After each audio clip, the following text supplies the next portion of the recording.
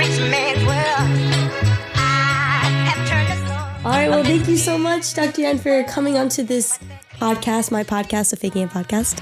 Thank you so much for having me. I love what you do and your, ability to bring awareness to such important health issues. Yeah, and everything that you do is also bringing awareness to important health issues too. So just to give everyone some context, you are the CEO and co-founder of Pandia Health, which is if you want to speak on it, but it's a birth control delivery telehealth platform online, which is really incredible, really awesome. And also you are an associate professor in the School of Medicine at Stanford too, right? And a clinical associate professor, which is really cool. My specialty is adolescent medicine. Yeah. So we call that sex, drugs, rock and roll, a little acne and some sports medicine. And my passion has always been the sex part. And then more recently making #periods optional. Yeah, so you want to talk about a little bit this #periods optional. I know you also have some tips on everything that's happened with Roe v. Wade and what to do about it. So you want to just dive into what you know a lot about and what you can share with a lot of my mostly female followers for the most part too. Love it. So #periods optional is kind of my evangelism. And I realized trying to get pregnant with my first daughter in 2006 that those of us with uteri, the only reason we bleed every month is we build up that lining and we're like, embryo? Oh, no embryo, bleed. And then we build it up again. Embryo? No embryo, bleed. Right. And every time we build that up, we risk cancer, endometrial cancer, because it can mutate. Interesting. Every time we pop out an egg, we risk ovarian cancer, and we don't know if the popping or the healing. Right. And so then I realized that we're bleeding from 12 and a half to 26, average age of first baby.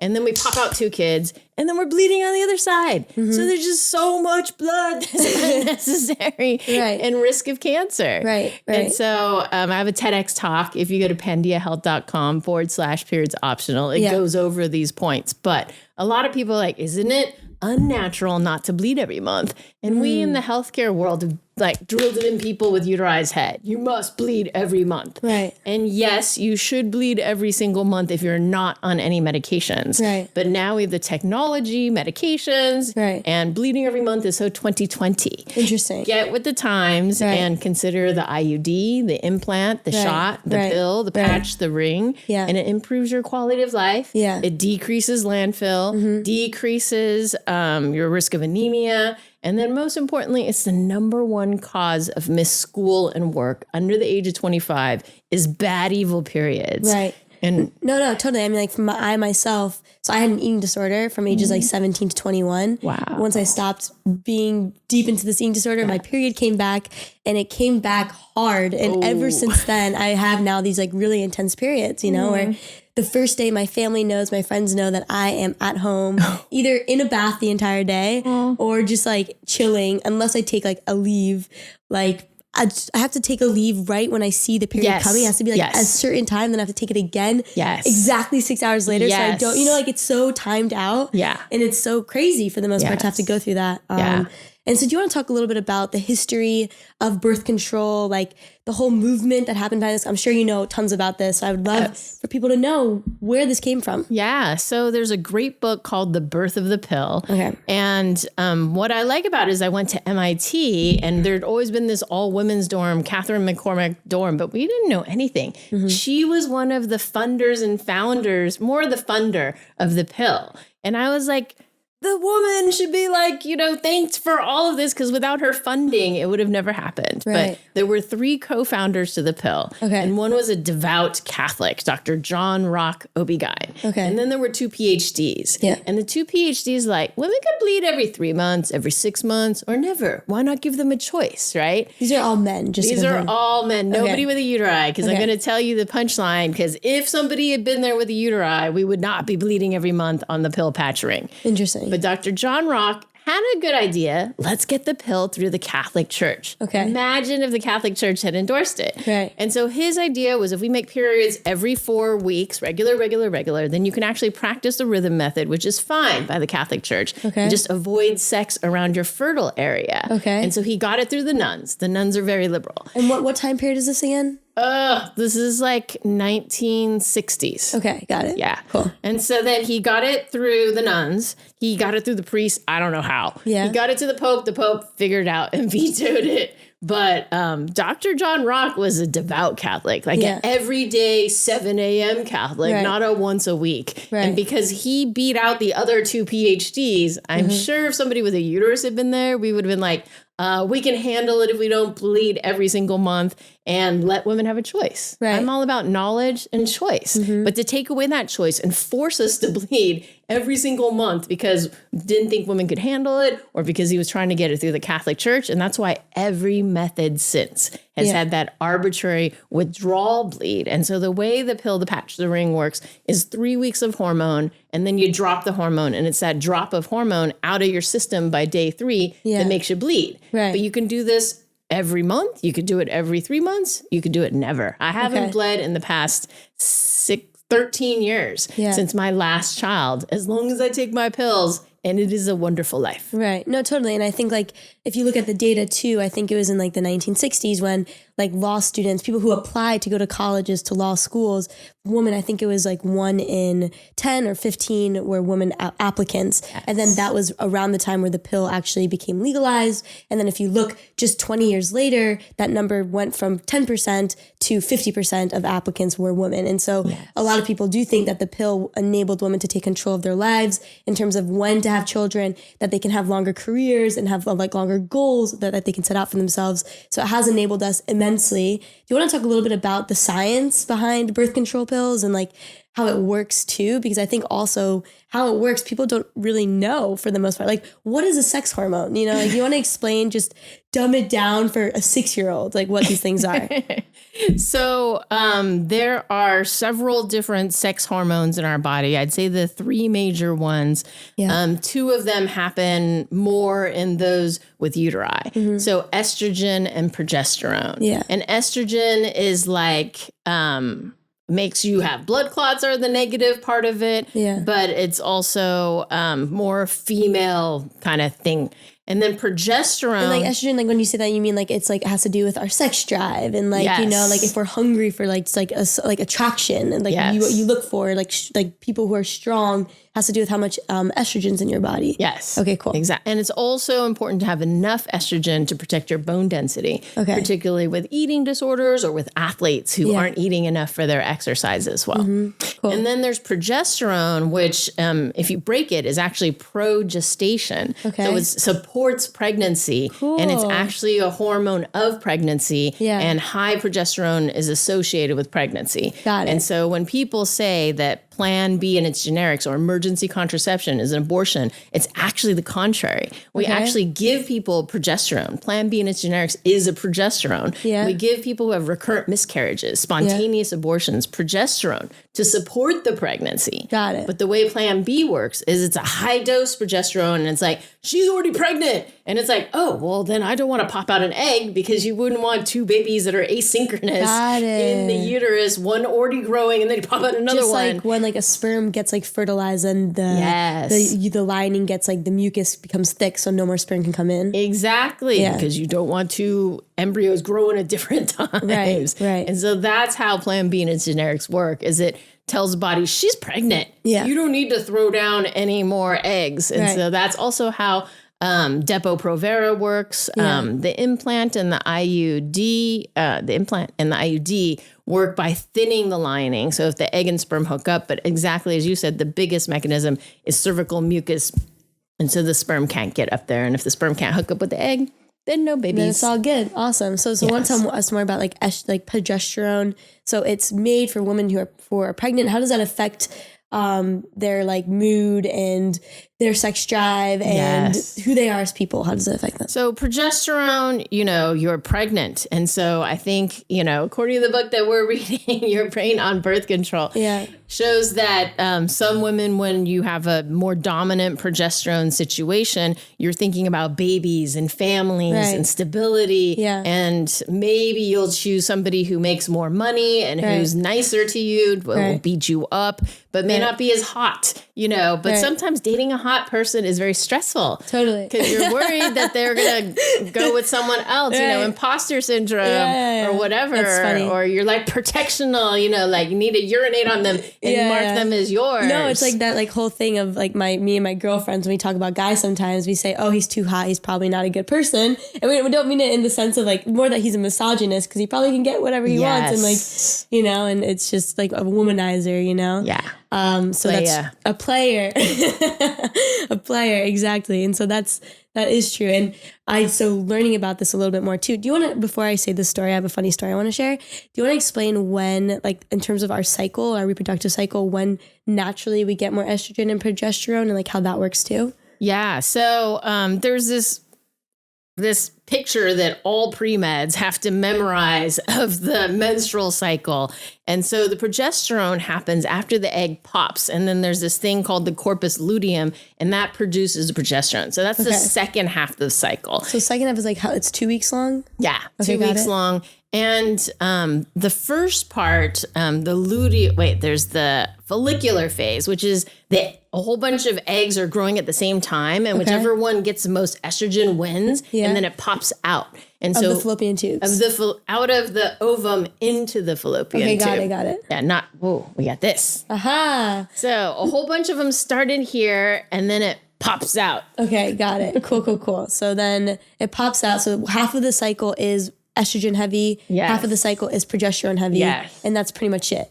Yes. That's like the story there. That's pretty much there. Okay, cool. And then also know that in birth control pills, there are 8 different progesterones. And that's so important to know. Yeah. Because a lot of people try the pill and they do it for like a week. Always give it at least 3 weeks. Right. Not just a week. And even ideally 2 or 3 cycles, you know, to get used to whatever it is. Yeah. But they're like, forget this. Right. Because I had a side effect. Right. And it's because there's 8 different progesterones. You gotta try it. Yeah. So if you didn't like this one, make sure you note it. Make sure you note the dose, because there's always 2 doses of the progesterone. Yeah. And one is like 30% less than the other, or sometimes even 50% less. So it's really important to know which one and the dose. Yeah. And then tell your doctor, I didn't like this one at this dose. And then they can either go up or down on the dose, depending on where you were. Or there's 7 other progesterones. Right. And at Pandia Health, I took my MIT, UCSF, Stanford brain, took all the birth control pills, 40 different formulations, ranked them from most likely to give you munchies, least likely to give you munchies. Very cool. Most likely to make you bleed, least likely to make you bleed. That's cool. Most likely to zit, least likely to zit. Right. And then optimized it. Because I realized all of medicine is based on the 70-kilo white male. And certainly not for birth control. Totally. But what we have here is based on a Caucasian female and possibly a Latina female, because a lot of the research studies were done in Puerto Rico. Oh, wow. And so That's I've crazy. talked with Asians and Blacks, and when we are put on this drug, we get breakthrough bleeding. Wow. But now that I've optimized this thing, this pill works better. And our doctors at Pandia are trained, start with the good stuff. Yeah. And then if they have any side effects, we know what to turn up. We know how to turn down. Right. And other people don't know that. Yeah. No, totally. So I have 2 questions on this. And the first thing I want to say is, one, I love this pillow. I'm holding a pink pillow of a uterus that's sitting on your couch. I love it. But after learning about how estrogen and progesterone affect you from I was reading this book and just preparing for this podcast conversation with you. So I learned that on estrogen, you have more of a sex drive, and then when you're more high on progesterone, then you don't have as high of a sex drive. And I remember thinking there's this person that I really liked, and it was this moment where I probably shouldn't have kissed them, I probably shouldn't have done that, but it was looking back at my cycle, it was the moment that I was the most horny according to my cycle. Yes. And so I was that makes sense as to why I did that. No, it really kills me when young people come into my clinic and they're like, the condom popped or I need emergency contraception. And I'm like, when was the first day of your last period? And it's almost always 14 days ago, which means you're right at ovulation. Yeah. And so then it's not you to blame. It's because you were horny, because your body is driving you that way. Totally. And so I want people to realize that progesterone keeps you from being horny, but actually, depending on the testosterone effect of it, and that's the munchies, not munchies, zits, not zits, there's also a libido thing. So we can turn it up and give you more libido, or we can turn it down and give you less libido. Right. Very cool. Yeah. Okay, so let's talk about now that we understand the reproductive cycle, we understand the sex hormones. Now we take the pill, and what exactly does the pill do to people? So a lot of people say that the pill tells your body that you're pregnant. And so therefore it blocks all of the signals, the LH, the FSH, and then this hormone, that hormone, and the popping of the egg. And bottom line, blocks your eggs from popping out. Right. Thins the lining of the uterus so that if the egg and sperm hook up, it couldn't grow rich with blood for the next 9 months. Right. And then the cervical mucus plug, as you said. So there's 3 mechanisms to blocking pregnancy with the estrogen progesterone pill. Right. So it kind of just increases the amount of progesterone in the body to make your body think that it's at a stage of pregnancy and therefore stops the processes of trying to become pregnant. Exactly. Cool. So that's what it does. And so what are some of the, so the positive side effects are preventing pregnancy, which is amazing. And I think that the fact that we have this, as we said earlier, has enabled women and, us to be equals to men in so many ways. But I also think it's important to talk about the health risks with doing these things too, because as women, we should be on top of our health as much as we can. And at the end of the day, like you said, men are the ones that are creating these pills, and so even though it's good for us, I think that there is, I'm sure, more research to be done and they could be improved, right? Yes, and absolutely. so what are some areas of concern when it comes to doing birth control and taking the pill? Yes. So it's always important to weigh the risks and the benefits of anything you do, but particularly in medicine, we're always like, we inform the patients of the risk and benefits and they decided to proceed. Right. So the risks are, if you're on an estrogen progesterone containing product, specifically the birth control pill, patch, or ring, there's a 13 out of 100,000 people 13 people out of 100,000 people that use the birth control pill patch ring for 5 to 10 years, a significant amount of time, will have breast cancer. Wow. Doesn't mean you're necessarily going to die, but you will get breast cancer. But also know 1 in 8 people with boobs will also get breast cancer in general. Right. Part of that we can't tease out if it's an association or a causation because we haven't done randomized clinical trials and then been like, breast cancer or not. It's more looking at it, cross-sectional, looking back at the situation. Right. But what I wanted to say was that one association of breast cancer, one risk factor for breast cancer is holding off having babies. So the longer you hold off having babies, your breasts don't change. And once you get pregnant and you breastfeed, it changes and that decreases your risk of breast cancer. Interesting. I'm not saying we should all get pregnant at 12 and pop out a baby to decrease our risk of breast cancer. But I'm saying if you did, it would decrease your risk of breast cancer. Totally. So who's better at holding off having babies than somebody who's heterosexual using the birth control pill? So that is a huge confounder when you're doing research. And to take that out is a hard thing.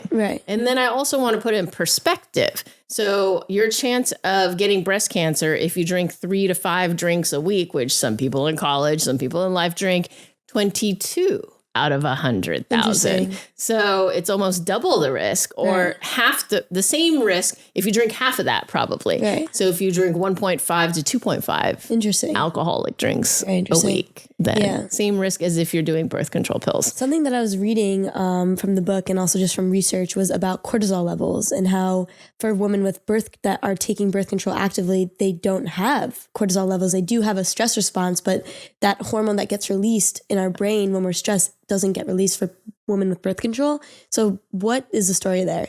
I think that we have to do more research, that you can't just base stuff on one research study. There's a few, but I think that I would be surprised if they all showed there was no release. There's probably a blunted release, but no release would be kind of pathologic.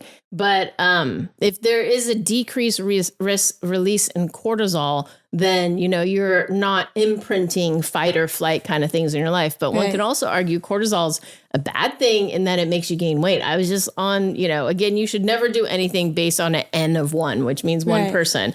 But they were like, when I'm on birth control, I'm able to lose weight. And so if you have high cortisol from adverse childhood experiences, that's a big thing in pediatrics right now, like gunshots and like single family home financial stresses, police beating up on you, the threat of racism, sexism, whatever, genderism, then your cortisol level is high. And so bringing it down will decrease your risk of bad disease, cancer, and weight. Right.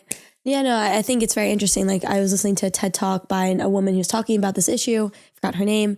But pretty much she was saying that it also just worsens people's ability to regulate their own emotions, which could lead to depression. And like there's all these studies in Denmark too. They're talking about that women with birth control have a higher risk of being depressed when looking at data. And so like I do think these are things to also just think about for anybody who's taking the pill, to look at these research studies and to decide for themselves whether they want to do this, or just know that if they're being sad, if they're just sad because while they're on the pill, it could be related. Yes. You know, and I think that knowledge is power for the most part too. Yeah, no, I think absolutely. If you go on the pill and you notice you're depressed, suicidal, have the munchies, any zits, any side effects, definitely bring that up with your physician. Right. And with the depression study, I do think it's important to note that they're like, oh, it like doubled the risk of depression, et cetera. It brought it from 1.7% to 2.2. So it was a 0.5% difference. Right. But one could say that's a 25% difference, or it just depends how you flip your statistics. Right. So it's also important to know that they based it on who was prescribed or diagnosed with depression. Yeah. And so that doesn't take into account people who were diagnosed outside of the system, or who didn't have it diagnosed, or who didn't get medications. Because who's most likely to get diagnosed in medications? Somebody who's seeing a doctor. And to get a birth control pill in Denmark and the United States, you have to see a doctor. Totally. What would be interesting is maybe in a country where it's over the counter and you don't have to see a doctor. So you don't have that confounder of a doctor checking in. Because when we check in, we always have to check in. Are you suicidal? Do you want to hurt yourself? You know, at least in our teen clinic, we check depression all the time. Yeah, that's cool. Yeah, and then the only other two things I would say that really stood out to me that were very interesting is sex drive is greatly affected by taking the pill. And like I was reading that some people feel bad that they don't have a high sex drive because of it. And apparently it's, and tell me if I'm wrong, apparently it's a woman's like very innate response if they don't want sex to not want sex, you know, like maybe that has to do with because of preventing pregnancies. And so even if a woman wants to have sex but just doesn't have the drive, they can't really make themselves do it anyways for the most part, even if they love their partner, things like that. So like that's also something to think about, I think, when taking the pill, is that it affects your sex drive, it affects who you're attracted to, and just know these things about yourself and know these things about the pill too. Yeah, no, it definitely can affect your sex drive. And as I mentioned, I think it depends on age as well.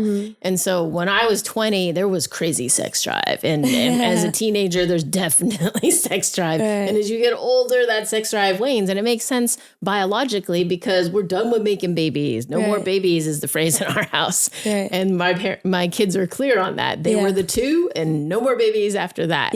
So there's that situation. And so I think attenuating the libido in a teenager is not a bad thing because there's enough left over to still have sex 2 or 3 times a night. Maybe not 5 or 10 times a night, but 2 or 3 times a night. But again, each person is different, and know that there are 8 different progesterones, and some of them definitely have a more testosterone, which would drive your libido, and then some of them have a lower testosterone. And my biggest complaint is when people are like, I don't want zits, but I want libido. Well, they're flip sides of the coin. So if you don't want the zits, then the libido is going to go down. But it just depends what's your priority. And so it's really about customization, individualization, and knowing it's not all in your head.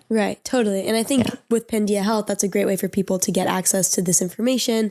And it's all online too, which is really awesome. And I saw on your website too, it's like all these like female doctors to make people feel comfortable, I'm sure. And so everything you're doing is really incredible. Just want to commend you and thank you for all of that, all the work you put in for us ladies, the Faking It fam. Thank you. Yeah. And I think just like one more thing I want to talk about is you have these 6 tips for like Roe versus Wade for women on what to do about everything that's happening. Do you want to just quickly spew people and tell them what's available for them now that this has happened? Yes. So the reversal of Roe v. Wade via the Dobbs decision on October 24th will be burned in my mind and a lot of people's hearts and minds for a long time to come until we can fix this situation. And immediately 26 states were hostile to reproductive rights. And it blows my mind that currently in at least 2 states, abortion is illegal. And in a lot of states, it's functionally illegal. This example is Texas led the way. I can't believe they've had it forever 6-week ban. Most of us with uteri, if we're in a heterosexual relationship, we miss a period and then we wait for the next one, right? Because Right. we just pray that the next one will come. And if you wait for the next one, that's 8 weeks. That's Yeah. too late. Yeah. In Texas, as soon as you miss that first period, you better take that pregnancy test and get things started, because you can't just walk in and get an abortion. Some Right. states have waiting periods, but Yeah. also the availability may be 1 to 2 weeks. Right. So number one, know about, it's called After Roe, I think. It's the Center for Reproductive Rights, and it used to be What If Roe Fell? But now Roe has fell. So I Right. think it's After Roe. It has a map of all of the 50 states, and then you can look up your state and see Wow. what the issue is. The Center for Reproductive Rights is the legal arm of the reproductive rights movement. So Yeah. if you're doing activism or you're worried about your state, it updates this thing. And so right now, Georgia just had its 6-week abortion ban blocked. Yay. So hopefully that website has been updated. I would expect them to, because the Center for Reproductive Rights, they know their stuff. Right. That's number one. Number two, know about PlanCpills.org. Yes. It is a nonprofit website run by my friend Francine Coito. She is a total activist in reproductive rights, worked on emergency contraception. She is legit. Yeah. And she has tested all the companies on her platform, and they list telemedicine companies that provide medication abortion. Cool. Not to be confused with emergency contraception. Medication abortion is you have a positive pregnancy test, you want to terminate the pregnancy, and you don't want a surgical, you want a medical, and you're under 12 weeks since your last menstrual period. Got it. And so it also is a state-by-state thing, because if you're in Texas, then there are certain laws. And if you are in those 2 states where it's illegal, there's certain laws. Right. What's interesting is there's a Dr. Maria Gompertz, and she ran this thing called Women on Waves. Have you heard about it? No. So Women on Waves she's in the Netherlands. I love the Netherlands. Cool. And there are countries where it's illegal in Europe, and she would take women on boats out to international waters where there's no Wow. law, Yeah. and perform the abortion and then bring them Whoa, back. that's And that's why it was crazy. Women on Waves. Whoa, that's crazy. Yeah. That's And wild. then she realized, I don't have to take these women out on boats. I can give them pills. And that's like a lot easier, right? Yeah. And so she's actually set that up for the US. Wow. She writes the pill prescription from the Netherlands. They send you the pills from India. Yeah. But it takes 14 to 21 days. So you need to have that lead time with that 12-week cap situation. Right. But it's only like $105.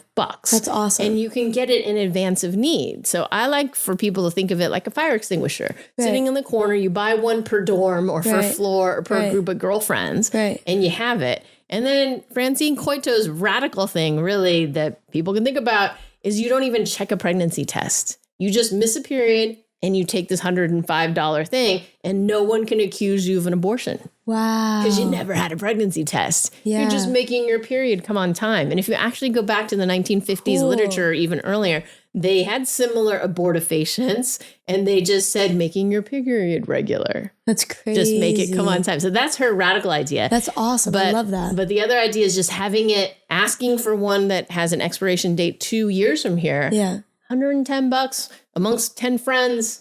That's nice insurance. Right. Right. That's And awesome. so that's a trustworthy site. Bookmark that, share that with everybody you know. Fancy pills. Got it. PlanCpills.org. Number 3, if you Google abortion clinic on Google, then 60% of the time they're going to give you a crisis pregnancy center. Okay. And it's not labeled as a crisis pregnancy center. It's a women's pregnancy center, women's health center, free pregnancy tests, free ultrasound and diapers. But they are nonprofit religious organizations telling lies about abortion. You Got go in it. there and they will tell you abortion will make you sterile. It will turn you into a crack addict. Yeah. It will make you go crazy. Yeah. None of that is true. Got it. Awesome. And so know the good ones. The good ones are the National Abortion Federation. Yeah. And their website is prochoice.org. And they are legit providers. And they have a conference every year that you can't go to because the antis will come bomb you. So they have to verify you before they let you know the location and let you go. And then there's also the National Network of Abortion Funds. If Okay. you can't afford abortion, if you have to travel, if you need childcare, if you need lodging, all of that could be funded by National Network of Abortion Funds. Awesome. And if you have money or the means to fundraise, great organization to fundraise for. Cool. That's awesome. And then next tip is delete your period apps. If you're in California or New York, you're probably okay. But if you're going to happen to go to Texas and then you go into coma and you're pregnant, then there could be bad things. I went to MIT and I have friends that are in forensics. And if it was ever on your phone, ever in your computer, and you never know what your phone's syncing to the cloud. It syncs things. We don't know about it. Right. It will be found. Yeah. And so if you missed a period and then it came back after your trip to a liberal state, then you could be prosecuted, persecuted. That's crazy. Same thing with your SMS, same thing with your messages, all of that. There was a daughter was persecuted, and the mother in Nebraska for having Facebook messages about their abortion that she did. I think it was 7 weeks. So crazy. It's like Big Brother. Yeah. Right? Yeah. The mom and daughter agreed that this would be best for her. Yeah. And to me, really, abortion is about freedom of religion. Right. This is a core tenet of this country. My body, my religion, your body, your religion. Right. You have every right to try to convince me, but to force me by law is so un-American. Totally. And just treating those of us with uteruses like second-class citizens. Totally. We are subject to any psycho who wants to rape us. And that's just not cool. Yeah. Yeah. The fact that the legal jargon for like a baby in the belly is interest of the state. That's what they call it. So instead of like a fetus or anything, it's called an interest of the state. Which is really crazy. Yeah. Not cool. Not cool. Next, get your birth control under control. Right. So know all of your options. The new paradigm, and I think it might blow some people's minds, is start with the best and work your way down. Yeah. And the part that's going to blow your mind is the implant beats vasectomy. And that just totally blows my mind that a hormonal thing could beat the gold standard. Right. Then the IUD with hormone beats tubal ligation. And tubal ligation is not just snip, snip, whatever. It's snip, snip, take out an inch on each side and burn it. Right. And for somebody to still get pregnant on that is crazy. But the fact that the IUD with hormone beats that is awesome. Right. Then comes the copper IUD. Then comes the shot. Then comes the ring, the patch, the pill. A lot of them will list the ring, patch, pill as the same. But actually, if you had enough people, you should be able to detect a difference, because the ring you have 12 times a year you can mess up, the patch 52, and the pill 365.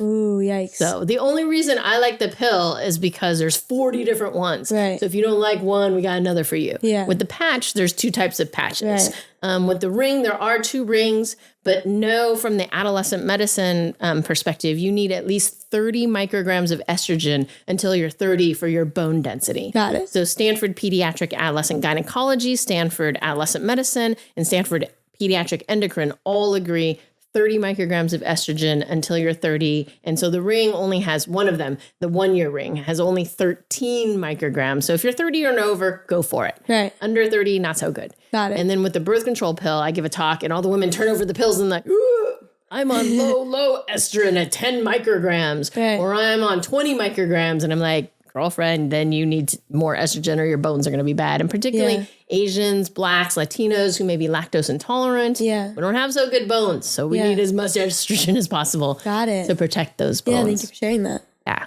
And then lastly, get active and angry. Yeah. Don't get active and apathetic. Yeah. So often we're like, oh, there's no hope. We're so screwed. Right. But this last election brought hope. Totally. And we need to win Georgia. We need to balance the Supreme Court. Yeah. But you can vote, you can volunteer, Yeah. you can donate, and the easiest is to amplify. Follow people and retweet, reshare, repost stuff that inspires you and inspire other people. Great. Well, thank you for sharing your 6 tips. Thank you. Yeah. And the last question I ask every guest is, how have you faked it?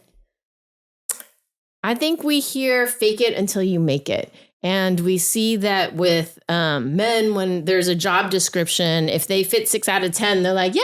And my dad actually told me, you can read anything and just learn and do it. And he did that for like his previous job. Yeah. Whereas women, we see a list and we're like, oh, I only fit 9 out of 10. I need to master that last one. Yeah. So I would say the faking it until you make it is, I've just been blessed with parents that have instilled me with confidence. I have enough confidence for 3 people. And sometimes that's great as a CEO, but it may not be good as a very conservative person. Right. Got it. Awesome. Well, thank you so much, Dr. Yen. This was awesome. Thank you for having me.